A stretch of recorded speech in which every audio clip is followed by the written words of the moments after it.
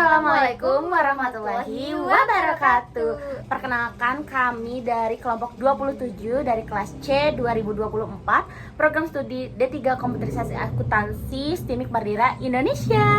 Di sini aku Rika Ananda dengan NIM 240300305 dan rekan saya Alpi Damayanti dengan NIM 240300036. Yeay, pada video kali ini kami akan mempresentasikan tugas besar UAS mata kuliah pemrograman berorientasi objek dengan dosen pengampu Bapak Isbandi.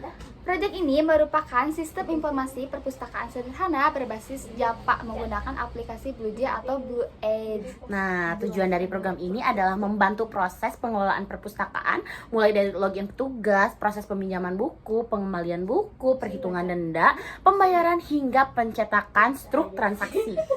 Selanjutnya, saya akan menjelaskan mengenai coding dan implementasi pada kelas program Smart Library STIMIK Bardira Indonesia. Pada program ini terdapat beberapa kelas yang memiliki fungsi masing-masing. Pembagian kelas dilakukan agar program lebih terstruktur dan sesuai dengan konsep pemrograman berorientasi objek. Kelas admin digunakan untuk mengatur proses login petugas. Nah, pada kelas ini terdapat atribut username, password, dan nama petugas. Metode ini yang login digunakan untuk melakukan pengecekan data login. Jika username dan password sesuai, maka pengguna dapat masuk ke dalam sistem. Tapi, nama petugas yang dimasukkan nantinya digunakan juga pada struk transaksi sebagai informasi petugas yang melayani transaksi. Selanjutnya terdapat kelas anggota. Kelas anggota digunakan untuk menyimpan data anggota perpustakaan. Data yang tersimpan berupa nama, NIM, dan nomor telepon. Data anggota ini digunakan pada proses peminjaman buku dan pengembalian buku serta ditampilkan pada struk transaksi. Selanjutnya terdapat kelas buku yang merupakan abstrak kelas yang menjadi kelas induk dari jenis buku lainnya. Pada kelas ini terdapat atribut umum yang memiliki semua buku seperti judul buku, kategori, dan nomor rak. Ini dibuat abstrak karena hanya digunakan sebagai konsep dasar dan tidak dapat dibuat objek secara langsung. Selanjutnya terdapat kelas buku fiksi. Kelas buku fiksi merupakan turunan dari kelas buku menggunakan keyword extend. Kelas ini digunakan untuk menyimpan daftar buku, kategori fiksi seperti novel dan cerita. Karena mewarisi kelas buku, maka kelas terdapat menggunakan atribut metode yang berasal dari kelas induknya. Selanjutnya kita ada kelas buku non-fiksi. Di sini kelas buku non-fiksi juga merupakan turunan dari kelas buku. Perbedaannya terletak pada jenis buku yang akan disimpan, yaitu buku non-fiksi seperti buku pendidikan atau pengetahuan, dan menggunakan internals, program yang tidak perlu membuat ulang atribut yang sama pada setiap jenis buku. Kelas peminjaman digunakan untuk mengelola proses transaksi peminjaman buku. Kelas ini terdapat data kode transaksi otomatis, data anggota, data buku, tanggal peminjaman, lama peminjaman, dan estimasi pengembalian. Kode transaksi dibuat secara otomatis menggunakan nomor urut sehingga setiap transaksi memiliki kode yang berbeda. Selanjutnya kita masuk ke kelas pengembalian. Digunakan untuk mengatur proses pengembalian buku. Nah, pada kelas ini sistem melakukan pengecekan antara tanggal estimasi kembali dan antara tanggal pengembalian. Jadi, jika terdapat keterlambatan, maka sistem akan menjalankan metode hitung denda yang tadi udah disebutkan untuk menghitung jumlah denda berdasarkan jumlah hari keterlambatan. Misalnya 1 hari itu 2.000 kan? Selanjutnya terdapat kelas pembayaran. Kelas pembayaran digunakan untuk mengatur proses pembayaran denda. Pada program ini tersedia beberapa metode pembayaran yaitu tunai, kris, dan transfer. Pengguna dapat memilih metode pembayaran sesuai kebutuhan dan informasi pembayaran yang akan ditampilkan pada struk. Nah, yang bikin beda kayaknya ada kelas struk yang digunakan untuk mencetak hasil dan akhir transaksi ya. Informasi yang ditampilkan juga lumayan cukup banyak, yaitu kode transaksi, nama anggota, NIM, nomor handphone, judul buku, kategori buku, nama petugas, tanggal transaksi, denda, metode pembayaran, dan yang terakhir status transaksi yang sudah berhasil. Sekarang kita masuk implementasi konsep pemrograman berorientasi objek. Konsep pertama yang diterapkan adalah kelas dan objek.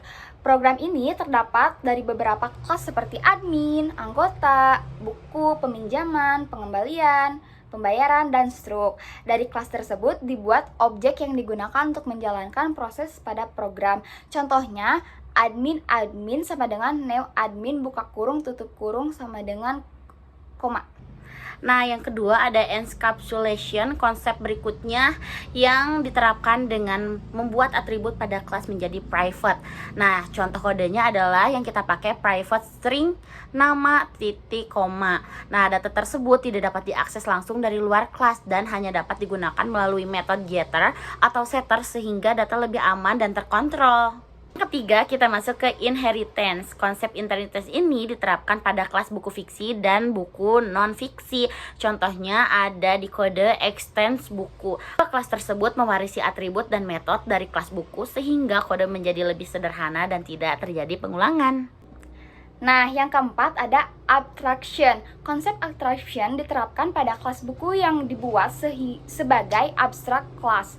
Dengan abstraction, program hanya menampilkan bagian penting saja dan menyembunyikan detail implementasi yang tidak perlu diketahui pengguna. Yang kelima, kita masuk ke polymorphism. Konsep ini diterapkan pada penggunaan objek bertipe buku, yang contohnya tuh ini ya kodenya buku titik koma. Walaupun variasi menggunakan tipe buku, objek yang digunakan dapat berupa buku fiksi maupun buku non-fiksi. Jadi Java sendiri akan menjalankan metode sesuai dengan objek yang digunakan.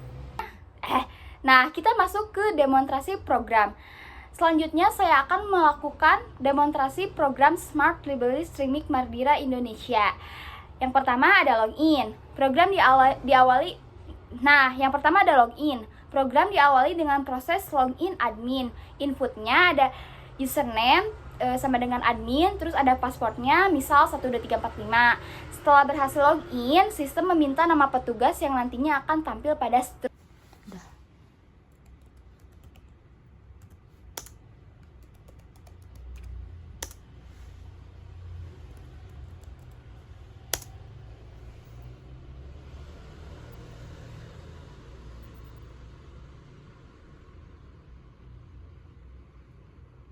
Nah, sekarang kita bakal masuk ke demonstrasi peminjaman. Jadi kita bakal masuk ke menu yang pertama. Kita ketik dulu 1. Nah, nama anggotanya misalkan Rike.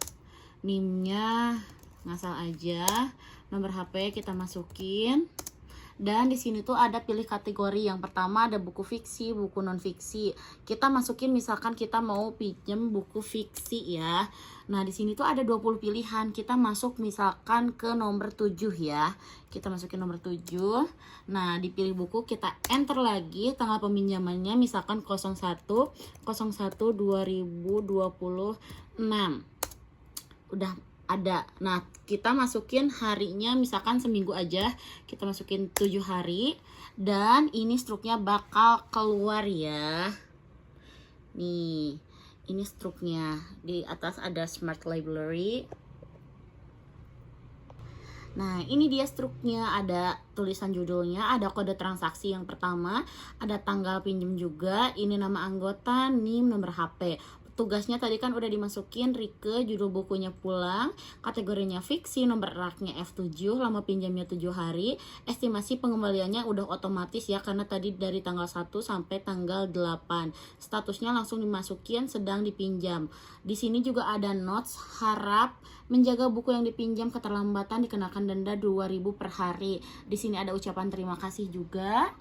Dan di sini ada masuk lagi ke menu yang selanjutnya karena ini untuk admin ya.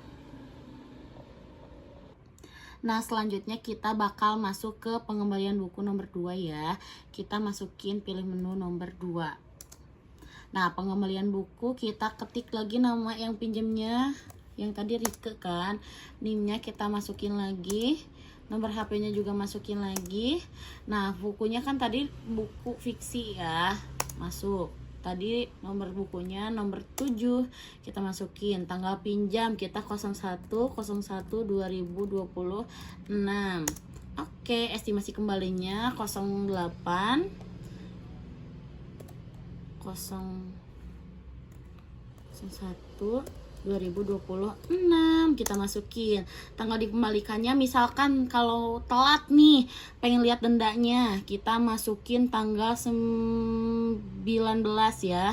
19/01/2026 kita masukin.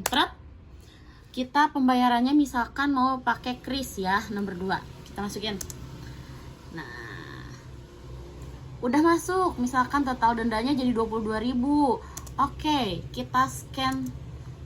Nah, ini dia si struknya ya. Kode transaksinya ada, tanggal kembalinya tanggal 19, nama anggota NIM HP, petugasnya ada, judul bukunya juga ada. Ini tanggal dikembalikannya tanggal 19, berarti terlambatnya 11 hari, dendanya 22.000, pembayarannya kris, statusnya lunas, kayak gitu. Dan kita bakal lanjut lagi. Nah, kalau misalkan karena kita udah capek, kita nutup buku aja, kita langsung aja pilih nomor 4 keluar ya. Jadi ini bakal dikembalikan ke login admin, kayak gitu tuh. Sudah, terima kasih telah menggunakan Smart Library Stimik Madira Indonesia. Oke. Nah, sekarang kita bakal lanjut kalau misalkan pengembalian buku tapi tepat waktu. Kita outputnya kayak gimana? Kita masukin nomor 2, pengembalian buku.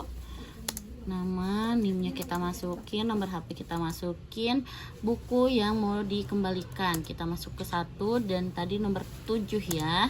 Tanggal peminjamannya 01/01/2026.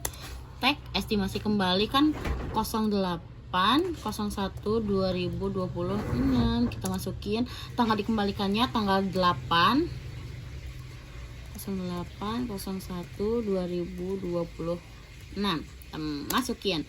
Nah, metode pembayarannya karena si tanggal kembalinya langsung ya, nggak telat, jadi nggak ada si pembayaran. Kita cek dulu nih, tunai, QRIS, transfer. Kalau misalkan kita cobain transfer, nah kayak gini, terlambatnya 0 hari, dendanya 0, metode pembayaran transfer, lunas juga. Kayak gitu guys. Tuh, di atasnya ada tulisan sini ya, tidak ada denda, pembayaran tidak diperlukan. Kalau misalkan masih perlu cetak struk, langsung bisa dicetak aja, tinggal tekan enter. Oke. Nah, di sini kita punya 10 kelas dengan si abstraknya sendiri adalah buku. Di sini ada main, admin, buku non fiksi, pengembalian, pembayaran, peminjaman, buku fiksi, anggota, dan struk. Sekarang kita mau buka dulu kode mainnya ya. Nih kode mainnya seperti ini. Ada ininya juga yang tadi, yang pertama. Ini print linknya langsung di sini. Di sini juga ada data anggota, kategori. Pokoknya lengkap banget karena si main ini tuh adalah jantungnya ya. Besok kan ke kampus. Nah, aktifin ya. Iya. Udah beres sampai ke line 440. Sekarang kita masuk ke kode admin. Di sini kita udah setting username dan passwordnya. Terus di bawah juga ada masukkan nama petugas nih ya. Kita input. Kalau salah di sini juga ada sisa kesempatannya 3 kali lagi. Kayak gitu guys. Sekarang kita masuk ke abstraknya ya. Nah, di sini kita panggil string judul, string kategori, string rak. Dan cuma segini aja ya. Jadi hanya memanggil ininya aja. Tuh, judul, kategori, rak, return judul, return kategori, return rak.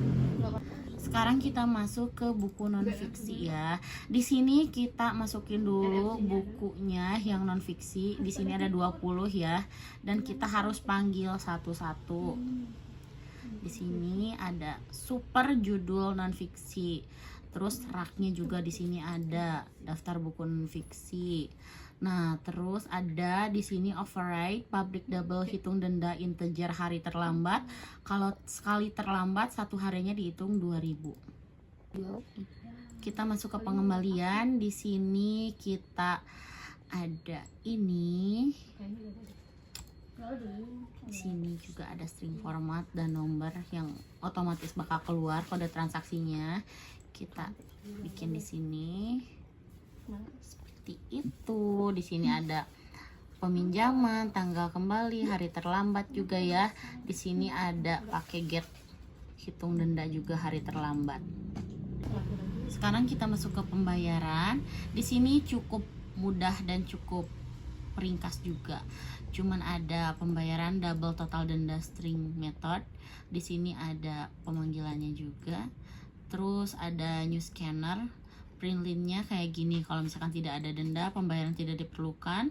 Nah, kalau misalkan ada denda nih, kita panggil integer total denda, masukkan uangnya, kembaliannya berapa, pembayarannya berhasil. Di sini ada update ya. Tuh, kalau misalkan ini pakai QRIS, di sini pakai nomor rekening, pakai transfer BCA. Sudah. Sekarang masuk ke kelas peminjaman. Di sini agak cukup panjang ya. Di sini ada string kode transaksi, anggota, buku, tanggal pinjam, lama pinjam, estimasi kembali. Nah, di sini tuh emang super duper penting banget ya. Karena dari sini juga kita mengeluarkan kode transaksinya. Nih ada kode transaksi. Sekarang kita masuk ke buku fiksi. Di sini hampir sama buku non fiksi ya. Judulnya kita masukin dulu. Kita harus di sini ya, harus tambah. Aman kita tadi tuh iya sih ngeblur tak eta. Karek dia ngeblur. Nah, kurang dekat berarti nah. Nah, di sini ada kelas buku fiksi ya, hampir sama dengan kelas buku non fiksi. Kita masukin di sini totalnya ada 20 daftar bukunya. Di sini kita pakai super judul dan dipanggil ya. Terus ada raknya juga. Di sini ada printnya buku fiksi ya. Terus kita juga pakai override public double hitung denda, integernya dipanggil pakai hari terlambat. Seperti biasa, 1 hari terlambat 2000. Oke. Sekarang kita masuk ke anggota. Di sini cukup ringkas ya. Kita tinggal masukin nama, NIM dan nomor HP. Terus dipanggil. Jadi ini cuman 3 aja ya kelas anggota. Oke. Masuk ke struk. Di sini lumayan panjang karena ini adalah kode-kode struk ya. Kita mulai dari atas dulu. Di sini adalah void cetak peminjaman. Ada kode transaksi, ada tanggal pinjam, anggota. Di sini semuanya dipanggil. Dan di sini semuanya kalau yang ijo-ijo ini harus diketik. Nah, nanti di sini dikaliin ya, tuh keterlambatan. Di sini kita masuk lagi ke sini ya. Masih lanjut di struknya. Di sini dendanya dimasukin lagi dan harinya juga. Seperti itu. Berdasarkan hasil implementasi program Smart Library ini, dapat disimpulkan bahwa sistem perpustakaan yang dibuat telah menerapkan konsep-konsep pemrograman berorientasi objek menggunakan bahasa pemrograman Java. Pada program ini terdapat beberapa konsep PBO yang diterapkan, yaitu kelas dan objek, di mana program ini terdiri dari beberapa kelas seperti admin, anggota, buku, peminjaman, dan pembayaran yang kemudian dibuat menjadi objek pada kelas main. Selanjutnya terdapat konsep encapsulation, yaitu dengan menyembunyikan data atribut menggunakan access modifier, private, dan mengaksesnya melalui metode getter maupun construction sehingga data menjadi lebih aman dan terkontrol. Kemudian konsep inheritance diterapkan pada kelas buku fiksi dan buku non fiksi yang mewarisi kelas buku menggunakan keyword extends ya. Konsep terakhir yaitu polymorphism yang diterapkan ketika objek bertipe buku dapat menggunakan objek buku fiksi maupun buku non fiksi dengan proses perhitungan denda maupun sesuai jenis buku yang dipilih. Adanya penerapan konsep tersebut, program Smart Library menjadi lebih terstruktur, mudah dikembangkan, dan lebih mudah dalam melakukan pengelolaan sistem perpustakaan. Demikian presentasi dari kami mengenai implementasi pemrograman berorientasi objek pada sistem perpustakaan menggunakan Java dan BlueJ atau Blue8. Kami menyadari bahwa program ini masih memiliki kekurangan, sehingga kami sangat mengharapkan kritik dan saran yang membangun untuk mengembangkan program ke depannya. Terima kasih kepada Bapak dosen pengampu Pak Isbandi mata kuliah pemrograman berorientasi objek atas ilmu dan bimbingannya. Mohon maaf apabila terdapat kesalahan dalam penyampaian maupun perbuatan dalam program. Wassalamualaikum warahmatullahi wabarakatuh.